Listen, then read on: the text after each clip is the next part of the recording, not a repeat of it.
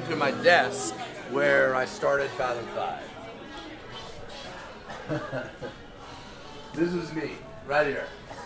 and though it wasn't quite so populated at the time, the lockers were definitely there. But yeah, this is where it all started. When we got here in 2018, I didn't know any other way except for to go into work early and stay late.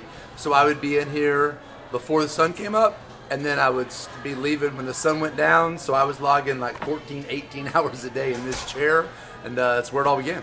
So it started with me, and then Mark sat right there, and then Dane and Cynthia actually worked a little bit over there, and then Jeff. By the time Jeff joined, we actually had a space downstairs. But yeah, so at that point it was just us at that time. So what's it feel like right now with this whole party space full of people, and some of those people are still here? Yeah, first off, I can't believe that we can afford an open bar and catering. I could never imagine that. But I mean, having 100 people, 50 employees, and their wives and families, and there is amazing. The opportunity that we've had to actually grow like a family around some of the ideas that I had, like sitting in this chair, is almost mind-blowing.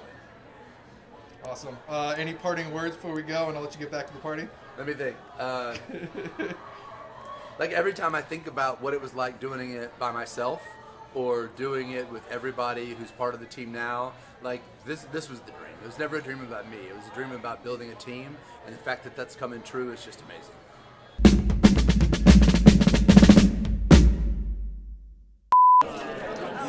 Oh, that's amazing. But there were several people. She had several designs, so there were a lot of people that knew about it. So everybody kept it secret? Yes. So everybody kept it secret.